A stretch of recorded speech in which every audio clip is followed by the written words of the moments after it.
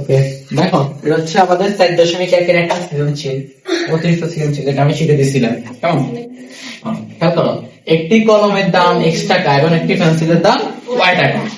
প্রশ্ন করছে কি, প্রথম প্রশ্ন কোন নাম্বার? 75টি কলমের দাম কত? একেবারে সহজ। একটির দাম কত? একটি কলমের দাম কত? নাকি x টাকা?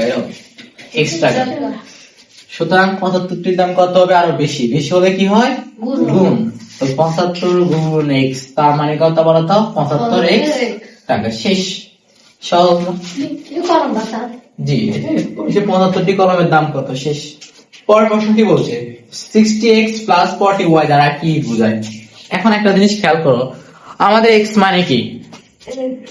হ্যাঁ, আমাদের x মানে হচ্ছে কলমের দাম আর y মানে হচ্ছে পেন্সিলের দাম। একটু খেয়াল করো, যেহেতু এখানে 60x লেখছে, অর্থাৎ এখানে লেখছে, এটা মানে কি? 60টি কলমের দাম না? কথাই বুঝছো? প্লাস 40y মানে কি? এটা এদিকে খেয়াল করি না। 40y মানে কি? 40টি পেন্সিলের দাম। তার মানে এখানে কি হয়েছে? আমরা যেহেতু প্লাস চিহ্ন হয়েছে, তার মানে এগুলো যোগফল হয়েছে না? এখানে কি হয়েছে? 60টি কলমের দাম এবং 40টি পেন্সিলের দামের যোগফল। তো কি লিখবা? তোমার লিখবা 60টি কলমের দামের সাথে দামের কলম লিখি নাই, কলমের দামের সাথে 40টি পেন্সিলের দামের যোগফল। পেন্সিলের দামের যোগফল। শেষ। এইভাবে লেখা যায়, অথবা 60টি কলম ও 40টি পেন্সিলের মোট দাম। ঠিক আছে, এটা তো লেখা যায়। মোট দাম লিখলে কি সমস্যা আছে? মোট মানে তো যোগ। কথা কি বুঝছো? এখন খেয়াল করো, এটা পারবা না? সবাই পারবা? ওকে, পরের প্রশ্ন দেখো। পরের প্রশ্ন কি বলছে? x = 15 এবং y = 8 হলে 35টি কলম এবং 45টি পেন্সিলের মূল্য একত্রে কত হবে? একত্রে মানে কি হয় বলতো? যোগ। একত্রে মানে কি? যোগ। তাহলে আমি প্রথম দিকে কি করতে হবে বলতো? প্রথম দিকে আমাদের এ করতে হবে যে 35টি কলম এবং 45টি পেন্সিলের দাম কত। তা বুঝছো? আলাদাভাবে বের করো। প্রথমে লিখবে কি? একটি কলমের দাম কত? একটি কলমের দাম ভুল লিখে কেন? কলমের দাম তোমার কত টাকা? x টাকা। এখন x মানে আমাদের কত বলতো? 15। তাহলে এখানে x এর যাই কত লিখবো? 15 টাকা। কত লিখবো? 15 টাকা। তো তুমি কত লিখবা? দেওয়া আছে। কি লিখবা?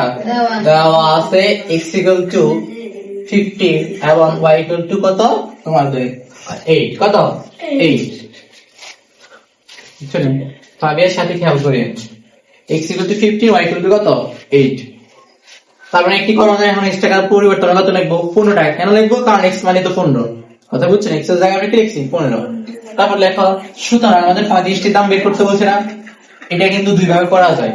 আমি প্রথমে আরেকভাবে করেছিলাম, মনে আছে? প্রথমে x টাকা লিখছি, পরে 35 টাকা হচ্ছে 35x টাকা, তারপর x এর দাম বসে গুণ করছিলাম। ওইভাবেও করা যায়, এভাবেও করা যায়। সহজ। বুঝতে পারছো? মানে কম লেখা হবে। 35টি কলমের দাম কত হবে? 35 গুণ 15। যেহেতু এটা বেশি মানে কি? গুণ। খেয়াল করো, একটির দাম যদি হয় 15 টাকা, 35 মানে বেশি না? বেশি মানে কি? গুণ করো। আর 35 সাথে 15 গুণ করলে কত হবে বলতো? একটি কলমের দাম যদি 15 টাকা হয়, 35টি কলমের দাম কত? 35 গুণ 15, তার মানে কত? 525 টাকা। সহজ হিসাব গুণ করে বের করবা। পরে আবার কি লিখবে? আবার তোমার একটি পেন্সিলের দাম কত? 8 টাকা। কত টাকা? 8 টাকা। যেহেতু y যা, তুমি কত লিখবে এখন? 8, কারণ y এর মান কত? 8। কথা বুঝছো? সুতরাং তোমার কয়টির দাম হয়েছে? 35টির দাম, নাকি 45? 45টির দাম কত হবে বলতো?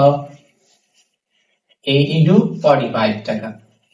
তো গুণ করো, 5 8 40 শূন্য, হাতে 4, 4 8 32, 32 4 36, 360 টাকা। কত হয়? 360 টাকা। তো সুতরাং যোগ করে দাও। সুতরাং মোট দাম, আমাদের মোট দাম বের করতে বলছে না? মোট দাম কত হবে? 525 যোগ 360 টাকা। যোগ করলে কত হয় দেখো তো? কত হয় বলো তো? 885। কত হবে? 885 টাকা। শেষ।